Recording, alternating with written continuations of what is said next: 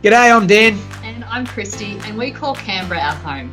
We work, we parent, contribute to our community, living the Australian suburban dream. With 4 kids, a dog, 2 businesses, large extended family, friends scattered all over the globe, we struggle at times. But we do it all by embracing the crazy. And this helps us laugh, smile, cry, and brings meaning to our lives. So join us and share the journey of our modern Australian family madness and embrace the crazy.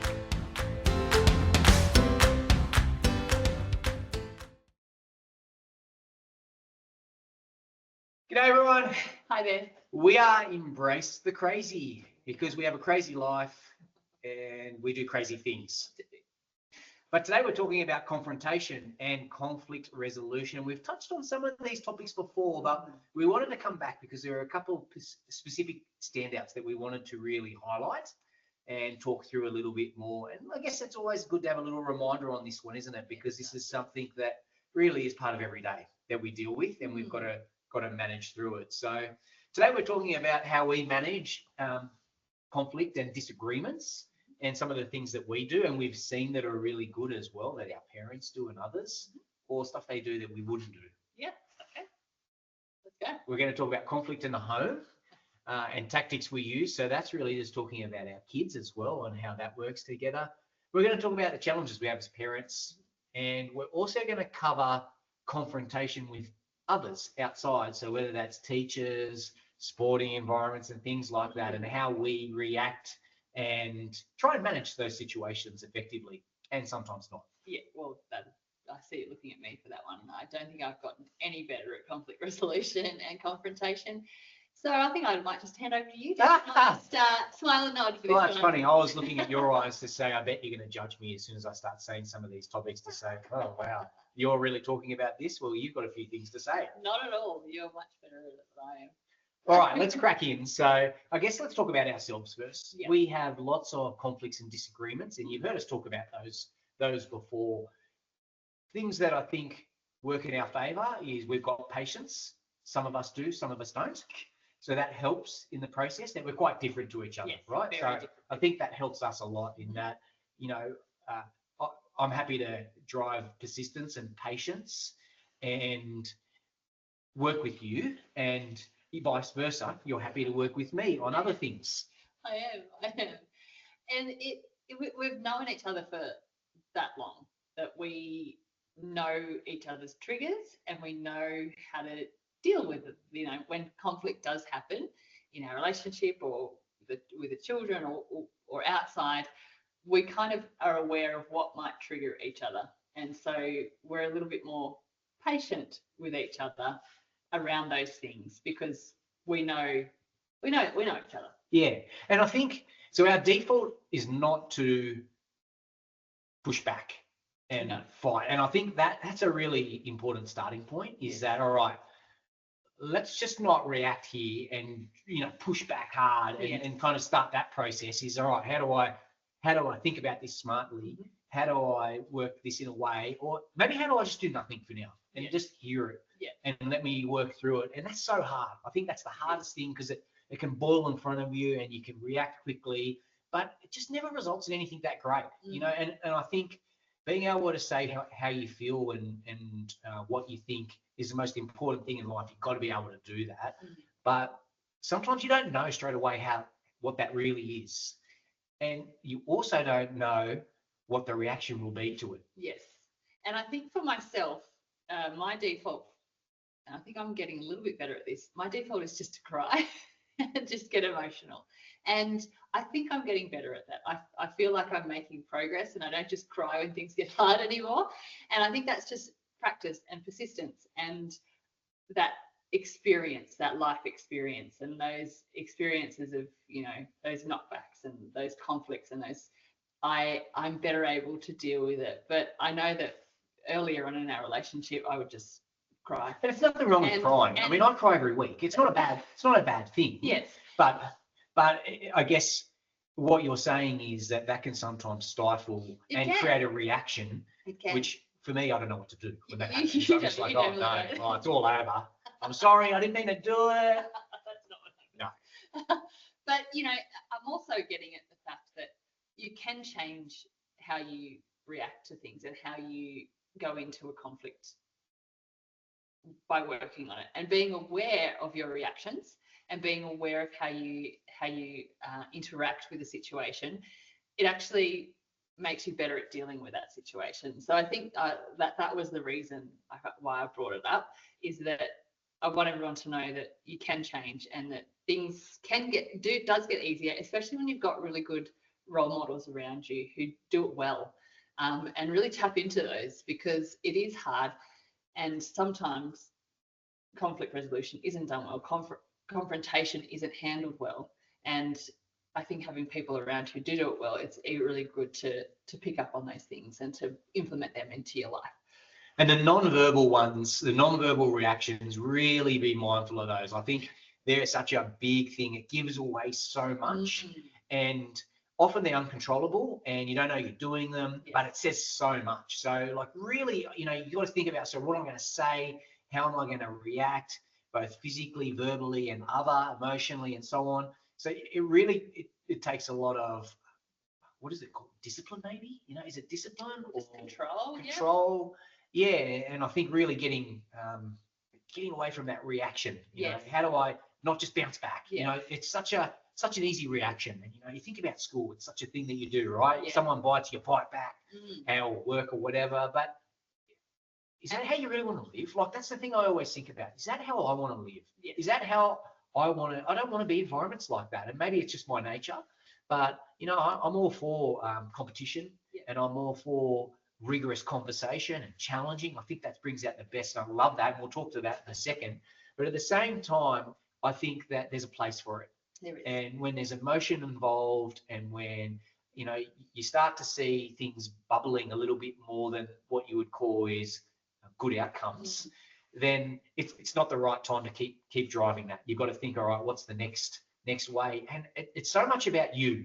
I always think, well, it's not me, it's them. They're like that. I don't know why they're like that. But if you think like that, I think that's the worst starting point, because sometimes it is that. Yeah. And sometimes there are just people like that. And you just got to move on. Just like, right, they are. Yep. And that is what it is. I can't change that. That's right. And that is who they are, and that's how they want to be. And that good luck to them. But for a lot of people, they're not like that. And sometimes it can just escalate into that area. It can. And I think as parents, conflict is really hard. Those confrontations, particularly, I don't know about you, but for me, that mama bear instinct. If something happens to my child, my mama bear just, I am liable to react, and you've shown me a better way. Well, they're strong, right? Like, I think the thing I always look at there is, and I was hopeless at this. I know I was hopeless at this. I always used to jump in and try and protect and try and care. But I think as you get a bit older and you see your kids get a bit older, is that you start to stand back a bit and say, all right, how are they going there? Yeah. Can they manage themselves? Will me jumping in help? And I always think about that. You think about kids at the skate park or something like that, and you think, oh, they're standing over our kids. Maybe I'll show them what standing over is like. And obviously that wouldn't be intimidating at all. But let's say someone else might think like that. But that just wouldn't help at all. It doesn't help. And so that's probably what I try and think through. And sometimes you got to jump in. Sometimes you got to help. And as a parent, that's what we do, is you work through what ones are the right ones to and not. But I think testing yourself out and really pushing the boundaries with them and letting them learn and see how it works is really important. And we're fortunate; we don't have a lot of real arguments at all. I would say that our kids see, but they do see lots of disagreements that we have. They see that that you'll give them lollies when I disagree, and you'll say that they can go out and do all these things at night, and I'll say I can't believe that. So there's lots of things like that where we have to work together, but they'll see those conversations. Yeah. And I think that is really important that they do see those. It's not like we say, well, we're going to our room to talk about this, and we'll be pretty open about it. Yeah. And I think, our parents are probably too open with it. Let's be honest. We see all those conversations all the time. And I'm just joking. But no, I think the more open you are, where you can be, exactly, the better. And age-appropriate conversations. Sometimes you can't, of course. You can't have, But I think it's important for children to see, you know, conflict and confrontation between their parents at a level that's manageable and for them to be able to see. And I think it's important for people to disagree and for our children to see that happens. And to know that, okay, well, I don't have to actually agree with everything everybody says. And if I have a really strong opinion, I can actually stand up for myself. And mum and dad have shown me how I can do that in the correct way. And I wanted to talk a little bit about that because our youngest daughter is the youngest, and she's got 3 big boys to deal with, and they've got a lot of fire. And they've got a lot of force. They do. And they don't care how young she is. No, they really treat her the same age. And so, which I love, because to me, that brings up someone that's so strong and is going to be so capable. But I sit with her a lot, and I'll say to her, can't let them speak to you like that. Yeah. And what are you going to do when they do that? How are you going to work with it? And I talk to her about it. And I think it's so important to do that, because you're kind of helping. I don't want her to be walked over. I don't want any of our kids to be walked over. And it happens lots in life, and for good reasons sometimes, and sometimes not, not known reasons. But you got to be able to handle yourself in those situations. And all of our kids are different. Some are going to be really good at it, and some are not going to be natural at it. And so as a parent, I feel like our job is to be able to say, well, with one of our kids, we know that they're going to be strong at this. And then another one, and I'm not using bad examples of our kids, but in general, one might not be. And so then we've got to say, all right, I've got a different strategy for them, and I've got to work with them differently to how I do with one of the others. And I think being able to work with them in situations that occur is so great, because it really gives you so much examples of how to talk through. All right, here's what you could do, or here's how you can deal with that, and don't let your brother do that. Like, you got to talk to them and say that's not acceptable. And sometimes you got to bring in the parent card and the dibby-dobby card, because that's also important as part of that resolution process. It's not all about them and alone, but we really do like them injecting themselves and taking control. Yeah, definitely.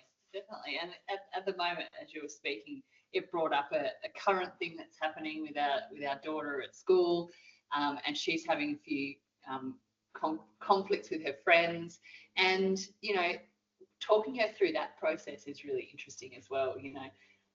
If they're not being good friends, you don't have to play with them, and that learning of, okay, well, this is what a good friend is, and this is what I should do if they're not being a good friend. So those everyday things that could be a nuisance for us, that the teacher's calling that we were having a conflict at school, they're really good teaching moments, and they're really good to allow the kids to see, okay, well, I can stand up for myself, and I don't have to accept whatever it is that's happening. And this is such a hard thing as a parent. Yeah. I think out of all the things that I think about of examples of challenges, without a doubt, those examples where our kids are at school or in an environment with their friends and something goes wrong, and you hear about it afterwards, and it's just so hard, because the first thing you want to do is, all right, let's fix it. But after time, you start to work out, all right, well, that's not going to fix it at all. What do they want? Sometimes they just want to move on. Sometimes they don't even care. Like, there's so many different ways, and it's just so hard because you've got all this emotion and care, and you really want to do something. Like, all right, well, let's fix this somehow. And as a parent, this is such a hard thing, because sometimes you can't, and sometimes you won't, and sometimes it's not the way that you think. And I think that is, for me, one of the hardest things that I've found as a parent when things like that happen, because you want to react. And coming back to the conflict we were talking about before, the first thing you want to do is say, all right, well, I'm going straight to the principal, or I'm going straight to whoever to sort this out. But you think, hang on, what am I doing? And I know you've helped me with this a lot, because I've sometimes thought like that. And, it's not a work situation. I don't go to the biggest person and go, all right, let's go and sort this out and get them in trouble. It's not like that. And we've got, our kids that are involved, and, you're too vested and you're too close. And so sometimes just, it's such a hard thing. Taking a breath. And it's, as you said, it's very difficult. And trusting others. I think that's one thing that we are not good at sometimes is, there's other people involved.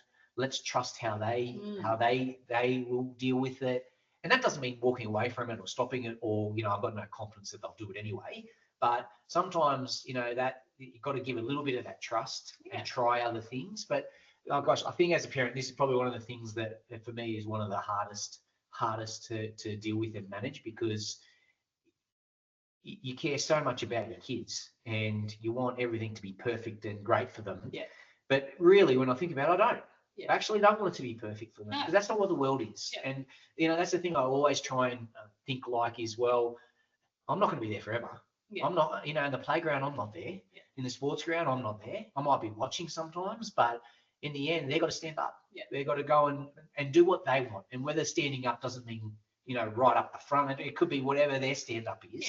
But they've got to get it right for them. And that, as a parent, is one of the hardest things, I think, to realise and accept and follow. Yeah. And you were talking about trust before, trust in other people, putting our trust in the trust in our kids as well, saying, hopefully we've given them the tools to be able to deal with this. And if they haven't got the tools to deal with this, they can manage the situation and then come back to us for us to listen to what has happened and for them to work it out or try something different. And I think that's a really hard thing to do, especially as our kids get older. We're going to have to put a lot of trust in them to be able to say, you've got this, we've got your back. Anything that you do, we'll always have your back, but you have to, go through the process and do what you think is the best thing, and then we'll have your back and we'll trust you to be able to do that, and we won't jump in and be a dibber-dobber and fix it for you, because as you said, life's not like that.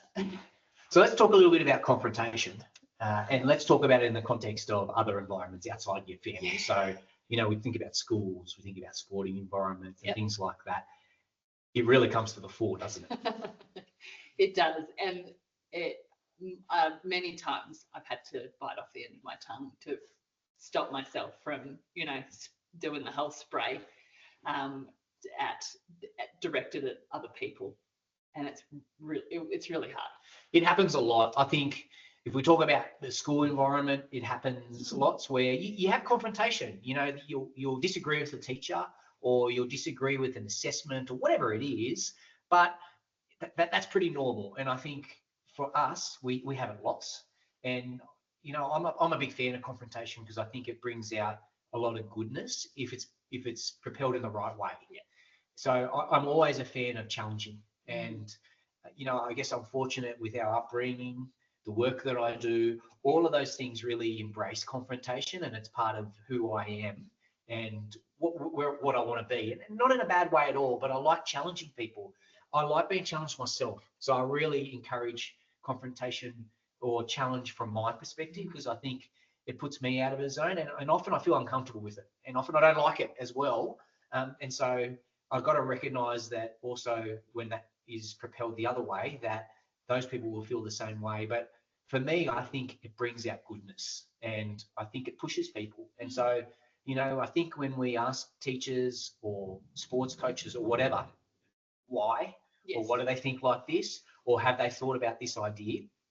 It's not about saying I doubt you, or saying that I don't like what you're doing. It's about, are there other ways? Yeah. Or teach me why it's this way. Yeah. I want to know, because I thought it might be better this way. And that is very hard to get across. And I would say I'm not very good at sometimes doing that. And it sometimes looks like I'm maybe aggressive. And I hear the word aggressive a lot. But so, I think that's something that I'm personally always working on. But I think it's really good to do it. And I don't think, do you feel uncomfortable? I see this a lot in those environments. I see people getting really uncomfortable and thinking, oh, this is not ideal, but it is, isn't it? Yeah. And I guess the next step is, so it's uncomfortable. Are you going to step away or lean in or wait? And that's an opinion and a direction for everyone individually, isn't it? Yeah, as to what works best. And it comes back to that resolution that we've been talking about at the front, doesn't it? Yeah, and it's interesting that you say that you quite often get the aggressive term, and you don't want to be that parent. You don't want to be labelled as that parent, but more and more, I'm caring less and less about being that parent, because I am advocating for my child, and I'm pushing other people to think in different ways and to see things from a different perspective. And I think that's what conflict is about. It's two different perspectives and coming together and trying to work out what's going to work best. And sometimes it doesn't work. Sometimes you're hitting a brick wall. But I think having those strategies in place and doing the best that you can, even if you're feeling uncomfortable, will bring a good outcome. Yeah, and you want to get what you want, but you want to get what's best, don't you? And sometimes you don't always get what you want. And we talked a lot about this, don't we? You got to give. Yeah. You got to give to get, and that's very hard because I think a lot of people in negotiations will think, but I want everything. Yeah. But when you're dealing with people, that never works. So you got to give, and sometimes you got to give more, and sometimes you get nothing. Yeah. And I think that's part of this whole conflict and resolution component is that's the key to success. Is you've got to be able to give. You've got to be able to sometimes get. It's got to be. Sometimes it's a win. Sometimes it's not. But if you can't always look at it like that, can you? No, you can't. Like there's always a win if you're learning out of it. There's always a win if you're getting good things out of it. And you know, look, this is such a hard area. I think we could talk about this for ages, couldn't we? We could. But I think, as we've covered off, that it's important for our kids to see conflict. It's important for us to give trust to our kids to be able to manage that conflict. And it's important for us to advocate for our children and to explain our perspective to other people so that they get an insight into what we're thinking.